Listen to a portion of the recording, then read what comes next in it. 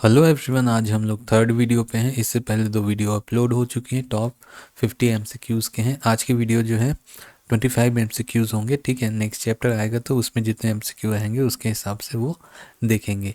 तो जितने एमसीक्यूज़ होंगे वो किसी न किसी एग्ज़ाम में पूछे गए हैं, तो आपके आने वाले जितने भी एग्ज़ाम हैं उसके लिए बहुत इंपॉर्टेंट हो सकते हैं। तो गौर से देखिएगा, अच्छे से इसको कोशिश कीजिएगा, पॉज करके इसको खुद देखिए और बनाने की। मैं इसको कंटिन्यू करते जाता हूँ ताकि आप कोई चाहे तो इसको सुन के भी जो है बहुत सारे एमसीक्यू कर सकते हैं। काम करते करते भी सुन सुन के आप एमसीक्यू कर सकते हैं, है ना। तो उस हिसाब से हम लोग चलेंगे। तो चलिए स्टार्ट करते हैं और कमेंट पे ज़रूर बताइएगा कि वीडियो कैसा लगा। तो चलिए पहला क्वेश्चन देखते हैं। न्यूटन की गति का पहला नियम जाना जाता है। तो न्यूटन की गति के नियम को जो है जड़त्व का नियम बोलते हैं ना, जड़त्व या जड़ता का नियम बोलते हैं। तो इसका जो पहला नियम है ये कहता है कि कोई वस्तु अगर स्थितिज अवस्था में है, स्थिर है, तो वह स्थिर ही रहेगी, और अगर गति अवस्था में है तो वो गतिमान ही रहेगी जब तक उस पर कोई बाह्य बल न लगाया जाए। मतलब कोई वस्तु अगर स्थिर है तब तक स्थिर ही रहेगी, और चल रही है तो चलते ही रहेगी अगर उस पर कोई बाह्य बल न लगे। यानी अगर कोई वस्तु स्थित है ना, जब तक उसको हिलाए डुलाए नहीं या कोई बल नहीं लगाएंगे तो वो वैसे ही रहेगी। या कोई वस्तु चल ही रही है तो कंटिन्यू वो चलते ही रहेगी जब तक उसको रोकने का प्रयास ना किया जाए। इसके अलावा ये जो न्यूटन का पहला नियम है ना, इसको गैलीलियो का नियम भी बोला जाता है, क्योंकि गैलीलियो ने इस नियम का प्रतिपादन किया था, है ना। साधारण यंत्र किसी व्यक्ति की सहायता करता है। साधारण यंत्र क्या करता है?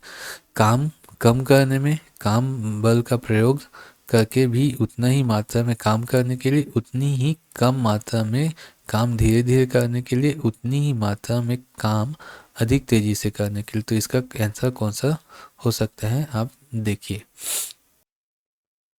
तो ये जो क्वेश्चन है वो बोल रहा है कि काम जो साधारण यंत्र होता है वो क्या करता है। जो साधारण यंत्र होता है, तो एक बात मान के चलिए, साधारण यंत्र जो है कम बल का प्रयोग कराएगा और उतनी ही मात्रा में काम करेगा। मतलब बल की मात्रा को कम करता है ना, साधारण यंत्र जो है बल की मात्रा का प्रयोग कम करेगा और काम उतना ही करेगा, यानी कम बल पे अधिक काम, है ना। एक व्यक्ति एक संवेदनशील सेंसिटिव तराजू पर खड़ा है। यदि वह गहरी सांस अंदर लेता है तो तराजू की रीडिंग क्या होगी? तो ऑब्वियसली तराजू की रीडिंग बढ़ेगी, क्योंकि पहली बात देखो यहाँ पे सेंसिटिव बोल रहे हैं, मतलब हल्का सा भी अगर उसमें भार बढ़ता है तो वो क्या होगा? बढ़ेगा। ठीक है, क्योंकि जो है वो लगभग जो है, अगर 1 लीटर वायु का जो वजन होता है ना, लगभग 1.225 ग्राम वजनी होता है। अतः 1 लीटर वायु अंदर खींचने पर व्यक्ति का वजन 1.225 ग्राम बढ़ाया गया। हालांकि व्यक्ति के घनत्व में कभी कभी कमी दर्ज होगी। तो वो चीज़ें अब ध्यान देंगे। तराजू का रीडिंग बढ़ेगा क्योंकि वो सेंसिटिव है ना, थोड़ा सा भी का सेंस कर सकता है, इसलिए। वॉशिंग मशीन किस कार्य सिद्धांत पे काम करता है? तो अपकेंद्रण, उत्क्रमण परासरण, विसरण या अपवहन। तो ये उत्क्रमण, अपवहन, विसरण ये सब नहीं है, ये होता है अपकेंद्रण बल पे, है ना। यानी कोई वस्तु जब एक वृत्ताकार पथ पे घूमती है ना, तो उस पर जो फोर्स लगता है ना, उसी के बेस पे ये जो है अपकेंद्रण बल के बाद केस पे काम करती है वॉशिंग मशीन, है ना। तो देखो यहाँ पे अभिकेंद्रण बल होता है एक, ठीक है, अभिकेंद्रीय बल होता है और अपकेंद्रीय बल होता है, दो बल होते हैं ना। तो क्या है अभिकेंद्रीय बल के, देखो वह प्रतिक्रिया बल जो परिणाम में अभिकेंद्रीय बल के बराबर होता है, परंतु जिसकी दिशा अभिकेंद्रीय बल के विपरीत अर्थात केंद्र से बाहर की ओर होती है, अपकेंद्रीय बल यानी सेंट्रीफ्यूगल फोर्स कहलाता है। कपड़ा साफ करने की जो मशीन होती है या दूध से मक्खन निकालने का जो मशीन होता है ना, वो क्या करता है? अपकेंद्रीय बल के सिद्धांत पर कार्य करता है। अपकेंद्रीय बल यानी बाहर की ओर लगने वाला बल। ये वृत्ताकार पथ है। अब ये चक्का ऐसा जब घूमेगा घूमेगा तो एक बल हमको महसूस होता है बाहर की ओर, है ना। बाहर की ओर कोई चीज़ जो है एक ठो पत्थर बांधते हैं और रस्सी लेके ऐसे ऐसे घुमाते हैं ना। जब ये घूमता है तो कैसा लगता है? ये जो पत्थर है वो बाहर की ओर क्या है, फेंकेंगे तो बहुत दूर जाके गिरेगा, और ऐसा भी होता है। तो यही बल कहलाता है आपका अपकेंद्रीय, यानी केंद्र से बाहर की ओर लगा हुआ बल। ठीक है, और अभिकेंद्रीय मतलब केंद्र की ओर लगने वाला बल। अपकेंद्रीय बल जो होता है, जो सेंट्रीफ्यूगल फोर्स होता है, वो आभासी बल होता है, एक्चुअल में वो बल नहीं होता। ध्यान रखेंगे ना, कभी कभी पूछ दिया तो। प्रक्षालन मशीन, वही वॉशिंग मशीन की कार्य प्रणाली का सिद्धांत क्या है, तो अपकेंद्रीकरण पे वो काम करता है। निम्नलिखित में से कौन सी राशि सदिश नहीं है, ध्यान दीजिएगा, नहीं है पूछा है। वेग सदिश राशि है, विस्थापन सदिश राशि है, बल जो है सदिश राशि है, बट आयतन जो है अदिश राशि है। तो यहाँ पे बोला है सदिश राशि नहीं है, मतलब अदिश राशि कौन सी है, तो ये है ना, तो इसका सही आंसर हो जाएगा आयतन। निम्नलिखित में से कौन सी एक सदिश राशि है, बोला अभी सदिश राशि पूछे है ना, संवेग, ऊर्जा, दाब या कार्य, तो ये होता है संवेग। ठीक है, याद रखिएगा, वेग, संवेग या आवेग, एक देखो तीनों जो है आपकी सदिश राशि होती है। ठीक है, सदिश राशि ये तीनों होती हैं, वेग, संवेग और आवेग। वेग है ना, ठीक। चलिए, निम्नलिखित में से कौन सी सदिश राशि है, बोल रहे हैं सदिश राशि है, समय, चाल, दूरी या विस्थापन। तो विस्थापन सदिश राशि, क्योंकि इसमें जो है डिस्टेंस तो नापा जाता है, लेकिन इसमें दिशा भी देखी जाती है। पदार्थ के संवेग यानी मोमेंटम और वेग के अनुपात में कौन सी भौतिक राशि प्राप्त होती है, वेग, त्वरण, द्रव्यमान या बल। तो ऑप्शन होगा आपका द्रव्यमान। ठीक है, क्योंकि संवेग बराबर होता है द्रव्यमान गुणित वेग, और यह पूछा है कि संवेग और वेग का जो क्या बोलना चाहिए, एक मिनट, क्वेश्चन बोल रहा है कि संवेग और वेग के अनुपात है ना, यानी संवेग अनुपात वेग क्या हो जाएगा, आपका द्रव्यमान निकल जाए, है ना, द्रव्यमान मान बराबर हो जाएगा आपका संवेग बटे वेग। ठीक है, क्योंकि वेग यहाँ पे इधर पे पक्षांतर हुआ तो इसके बटे में आ जाएगा ना ऐसा। ठीक, चलिए आगे। बल गुणनफल है, बल किसका गुणनफल है, यानी F इज इक्वल टू क्या होता है, m इंटू ए। ये फॉर्मूला हम लोग याद रखेंगे, ये गति के द्वितीय नियम में हमको देखने को मिलता है ना, सेकेंड लॉ पे। ठीक है, न्यूटन के। तो बल होता है द्रव्यमान गुणित त्वरण, तो द्रव्यमान और त्वरण के क्या होता है, मल्टीप्लिकेशन के बराबर होता है बल। ठीक है, F is equal to m into a, mass into acceleration. यदि किसी घन के आयतन और पृष्ठ क्षेत्रफल को निरूपित करने वाली संख्याएं समान हो, तो उस घन के किनारे की लंबाई माप की इकाई में होगी। क्या पूछा है, यदि किसी घन के आयतन और पृष्ठ क्षेत्रफल को निरूपित करने वाली संख्याएं, ठीक है, समान होंगी, तो उस घन के किनारे की लंबाई का माप की इकाई में होगी। तो इसका एक्सप्लेनेशन यहाँ पे देखते हैं, जैसे क्या बोला है, ऑप्शन डी है ना, इसके ऑप्शन डी यानी 6 होगा। ठीक है, तो आंसर को ध्यान दीजिएगा, घन का आयतन होता है ए क्यूब। ठीक है, मान लो जहाँ एक घन की भुजा है, ठीक है, मान लो एक जो है घन की भुजा है, तो ए क्यूब मतलब 1⁻3 यहाँ पे देख लेते हैं। तो घन का पृष्ठ क्षेत्रफल क्या हो जाएगा, 61 स्क्वायर। प्रश्नानुसार दोनों आपस में क्या है, समान होंगे। अगर इसलिए ये क्या है, मान लो ये दोनों एक दूसरे के समान होंगे, तो ए जो होगा 6 के बराबर होगा, यही यहाँ पे बोला है।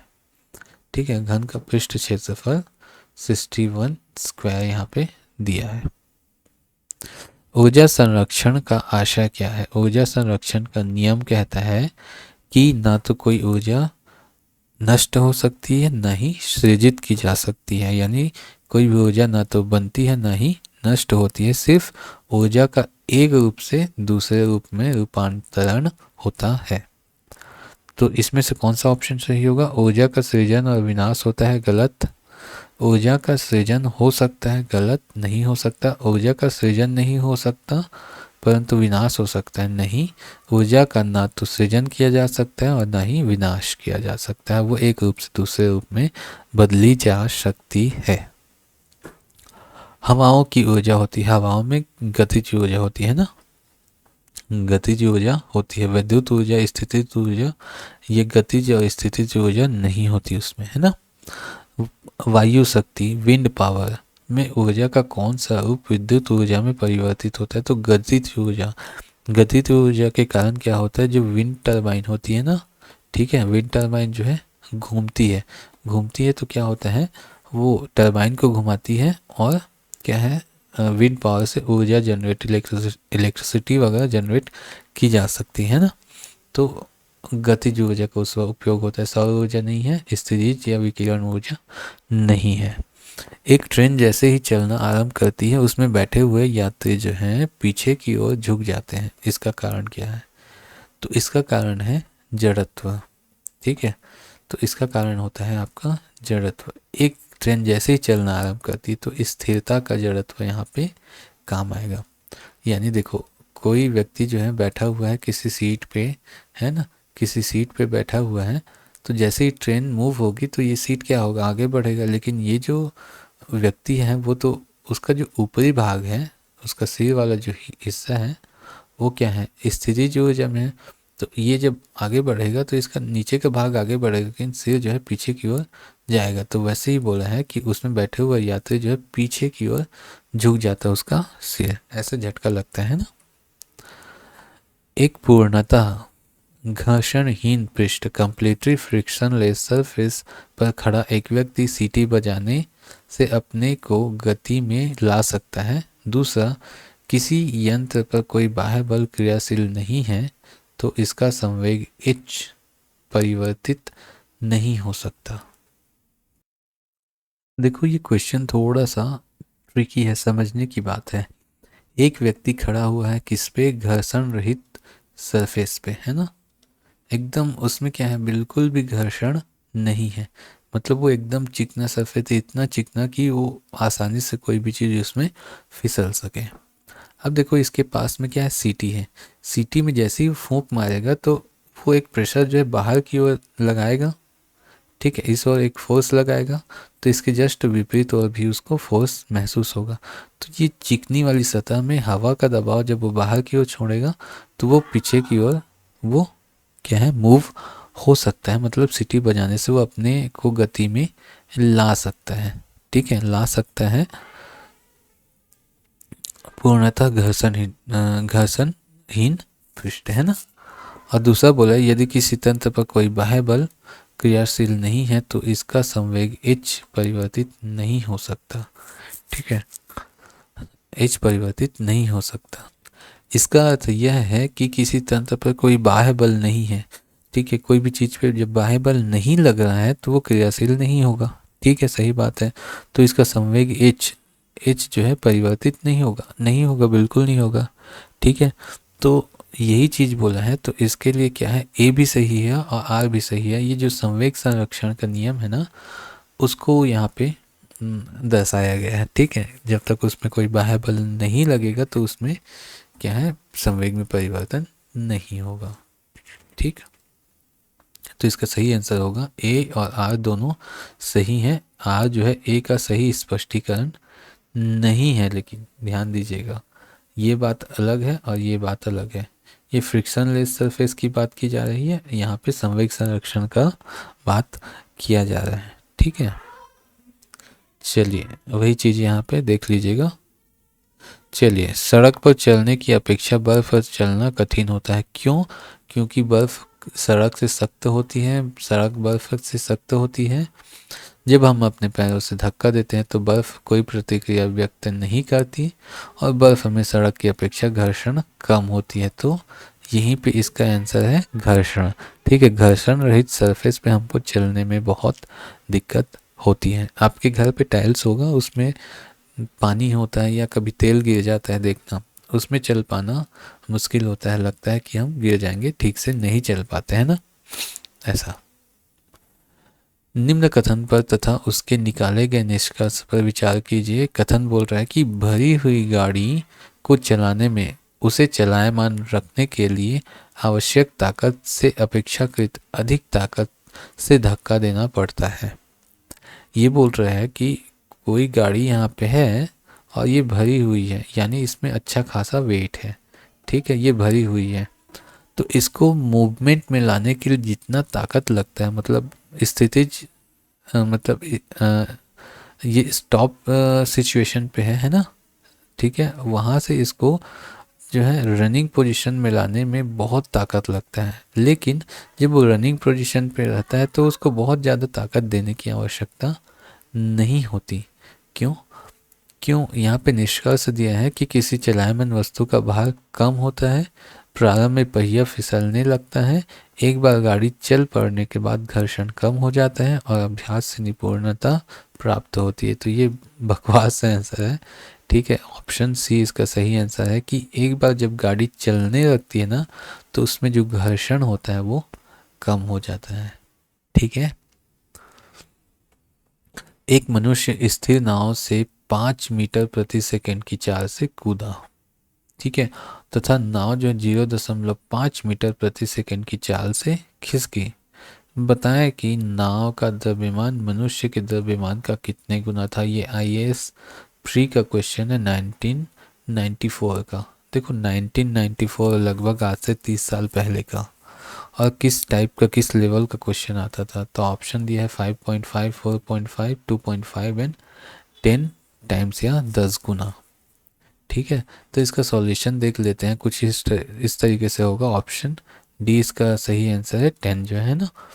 माना व्यक्ति का द्रव्यमान m है तथा नाव का द्रव्यमान n है। नाव प्लस व्यक्ति का कूदने के पूर्व संवेग जो होगा वो तो 0 होगा, क्योंकि दोनों स्थिर है ना, संवेग यहाँ पे चेंज नहीं होगा। अब व्यक्ति के कूदने के उपरांत दोनों का संवेग देखो, m into 5 minus n into 0.5, ठीक है। तो संवेग संरक्षण के नियम से बोल रहा है कि m into 5 minus n into 0.5।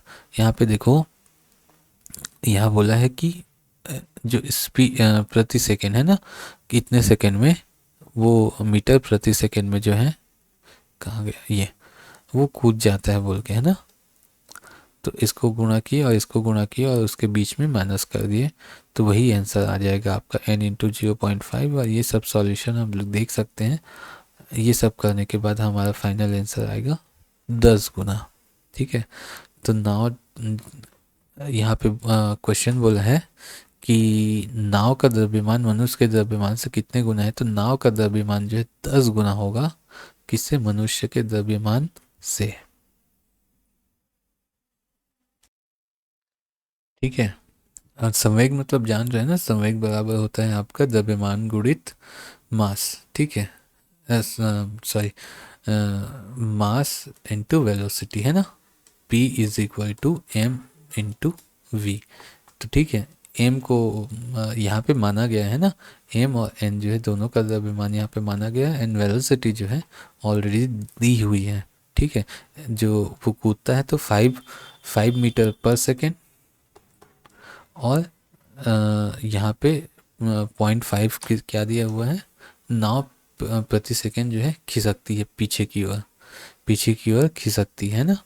तो वहाँ से संवेग संरक्षण के नियम से हम लोग यहाँ को निकाल सकते हैं, आसान है, ठीक है। एक ट्रक, एक कार और एक मोटरसाइकिल की गतिज ऊर्जाएं समान है, गतिज ऊर्जा समान है, ठीक।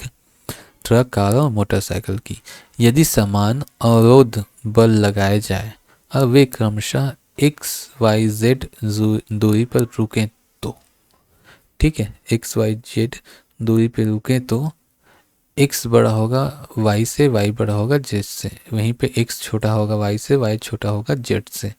x y z तीनों बराबर होंगे, x जो होगा लगभग 4y के बराबर होगा और 4y जो है लगभग 8x के बराबर होगा। तो इसको थोड़ा समझते हैं कि किसी भी वस्तुओं की गतिज ऊर्जा समान है और उन पर समान अवरोध बल लगाए जाए तो वे समान दूरी पर जाके ही रुकेंगी, अतः x, y और z आपस में बराबर होंगे। ठीक है, ध्यान देने वाली बात है कि जब तीनों चीज़ें कितनी भी बड़ी हों, उनमें अगर समान अवरोध बल लगाया जाए, अवरोध बल मतलब उसको रोकने के लिए जितना बल लग रहा है, ठीक है, और समान लगना चाहिए, तो ऑब्वियसली वो क्या है, एक समान क्या है, अब देखो गतिज ऊर्जाएं जो है एक समान लग रही हैं उनमें, यही ध्यान देने वाली बात है ना। एक देखो, एक ट्रक के लिए उसको गति में लाने के लिए जो ऊर्जा लगेगी, एक कार को जो ऊर्जा लगेगी और एक मोटरसाइकिल को लगेगी, तीनों के लिए ऊर्जा तो क्या होगी, असमान होगी ना। ट्रक को धकेलने के लिए मान लो एक बड़ा सा ट्रक है, इसको धक्का देने के लिए 4 आदमियों की आवश्यकता है। एक कार है, उसको धक्का देने के लिए 2 आदमी की आवश्यकता है। और वहीं पे मोटरसाइकिल को धक्का देने के लिए, सॉरी मोटरसाइकिल ऐसा बना दिए, चलो इसको धक्का देने के लिए क्या है, 1 आदमी की आवश्यकता है। ठीक, लेकिन यहाँ पे क्वेश्चन पूछा गया कि गति जो ऊर्जाएं जो उनको दी जा रही है ना, वो समान है, यानी यहाँ 4 की जगह पे 1 ही व्यक्ति है, यहाँ भी 2 की जगह में 1 ही व्यक्ति है, यहाँ 1 की जगह में 1 ही व्यक्ति है, तो तीनों को समान ऊर्जा दी जा रही है, ठीक है, आगे बढ़ने के लिए। और अगर इनमें जब अवरोध बल लगाया जाएगा, ठीक है, अवरोध बल लगाया जाएगा, ये भी थोड़ा जितना मूव हो सकता है, एक आदमी से ये क्या है बहुत आसानी से मूव होगा, एक आदमी से एकदम हल्के से मूव होगा, और एक आदमी से शायद थोड़ा बहुत खिसकेगा, है ना। तो उतना ही सामान जब इसमें अवरोध बल लगाया जाएगा तीनों में, तो क्या है, ऑब्वियसली रुक जाएगी।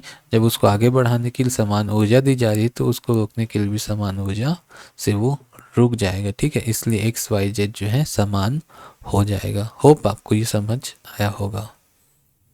ठीक, 2 समान द्रव्यमान की वस्तुओं की गतिज ऊर्जाओं का अनुपात 4:9 है, तो उनके वेगों का अनुपात क्या होगा। ठीक है, इसको थोड़ा समझ लेते हैं। ऑप्शन 20 का आंसर है 2/3, यहाँ पे दिया है, कहाँ गया, ये 2/3 होगा। ठीक है, तो ध्यान देंगे 4/9 है उनके गतिज ऊर्जाओं का अनुपात।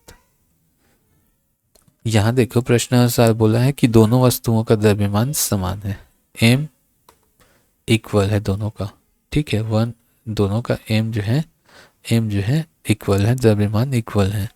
माना पहली वस्तु का वेग v1 होगा, वेलोसिटी 1, एंड दूसरी वस्तु का वेलोसिटी v2 होगा, ठीक है। और किसी वस्तु की गतिज ऊर्जा काइनेटिक, ठीक है, काइनेटिक एनर्जी जो होती है ½mv² होती है। तो पहली वस्तु के लिए k1 ले लिया और सेकेंड वस्तु के लिए k2 ले लिया, तो ½mv² होता है। तो पहले वस्तु के लिए k1 लिया तो यहाँ पे v1 लिख दिया, और सेकेंड वस्तु के लिए लिया तो यहाँ पे v2 लिख दिया, बस वही चीज़ है ना।